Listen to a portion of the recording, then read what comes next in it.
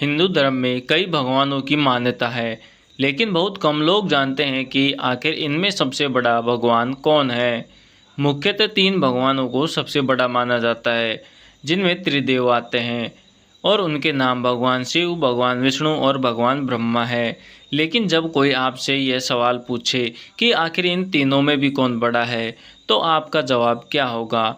ऐसे समय पे जवाब देना बहुत ही मुश्किल हो जाता है। कोई भी सवाल का जवाब देने से पहले हमें इस बारे में अच्छे से समझ लेना चाहिए, क्योंकि हम बिना सवाल को समझे उसका सही उत्तर नहीं दे सकते। फिर चाहे उस सवाल में ही गलती क्यों ना हो, आप पूरा सवाल जाने बिना कैसे कह सकते हैं कि कौन से भगवान बड़े हैं? कुछ लोग भगवान विष्णु को, तो कुछ भगवान शिव को, और अलग अलग अपनी अपनी राय देंगे। लेकिन बड़े से मतलब क्या आप भगवान की लंबाई नाप रहे हैं या उनका बल, कि कौन बड़ा है, कौन छोटा है, और कौन कितना अधिक बलशाली है और कौन कितना कमजोर? जैसे कि वामन अवतार में भगवान विष्णु ने कम लंबाई वाले व्यक्ति का शरीर धारण किया और बाद में उन्होंने अपना आकार इतना बड़ा लिया कि उन्होंने 3 कदमों में पूरी दुनिया नाप ली। दूसरी बात करें हनुमान जी की, तो हनुमान जी अपने रूप को छोटे से छोटा और बड़े से बड़ा बड़े ही आसानी से कर सकते हैं, लेकिन फिर भी भगवान श्री राम के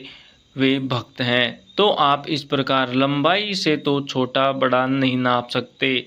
अगर आप भगवान की उम्र से छोटा या बड़ा नाप रहे हैं तो भी आप गलत हो सकते हैं, क्योंकि भगवत गीता में भगवान श्री कृष्ण कहते हैं कि ऐसा कोई समय नहीं है जब मैं नहीं था और तुम भी नहीं थे, और ना ही कभी ऐसा समय आएगा जब हम दोनों ही नहीं रहेंगे। इसका मतलब तो यह है कि सिर्फ परमात्मा नहीं बल्कि हम भी आदि और अनंत काल से हैं। अगर आप भगवान की तुलना शक्ति या ताकत के आधार पर करना चाहते हैं तो रामायण में भगवान विष्णु जी के अवतार भगवान श्री राम भगवान शिव की पूजा करते हैं, लेकिन जब भस्मासुर को हराने की बात आती है तो भगवान शिव खुद भगवान विष्णु जी से सहायता लेते हैं। तो आप इस बात का भी निर्णय नहीं कर सकते कि कौन अधिक शक्तिशाली है। इसलिए अगर आप इस तरह के सवालों में पड़ोगे तो जाहिर है आप इसका उत्तर नहीं दे पाओगे।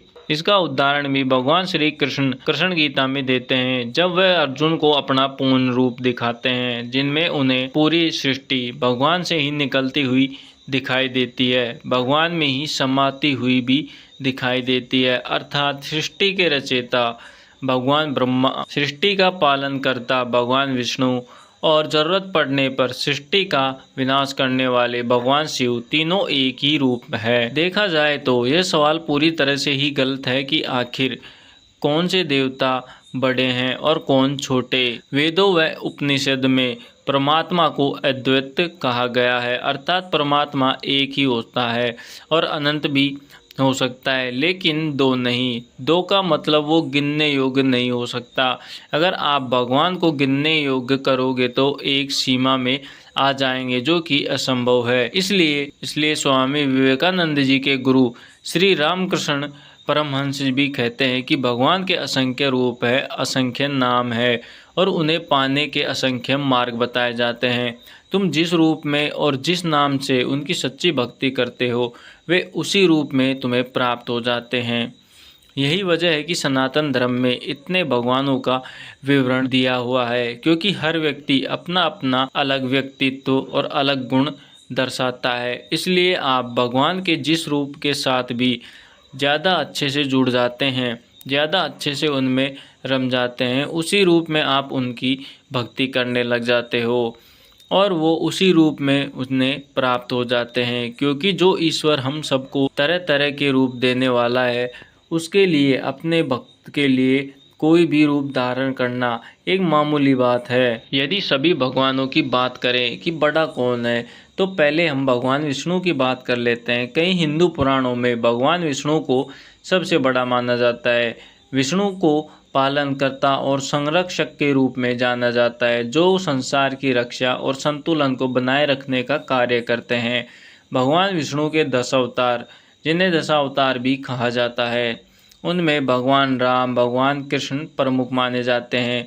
भगवान विष्णु की पूजा विशेष रूप से वैष्णव परंपरा में की जाती है, जहां उन्हें सर्वोच्च शक्ति और ब्रह्मांड के संरक्षक के रूप में मान्यता प्रदान की जाती है। इसके बाद यदि बात करें भगवान शिव की, तो दोस्तों भगवान शिव को सबसे बड़ा भगवान माना जाता है। शिव को संहारक और पुनरुत्थानकर्ता के रूप में भी जाना जाता है, जो ब्रह्मांड को विनाश और पुनर्निर्माण के चक्कर के माध्यम में से ले जाते हैं। भगवान शिव की पूजा पूरे विश्व में व्यापक रूप से होती है और उनके कई रूप जैसे कि नटराज और भैरव, इसके अलावा उनके आत्मलिंग शिवलिंग की भी पूजा की जाती है और महाशिवरात्रि उनका सबसे महत्वपूर्ण त्यौहार है।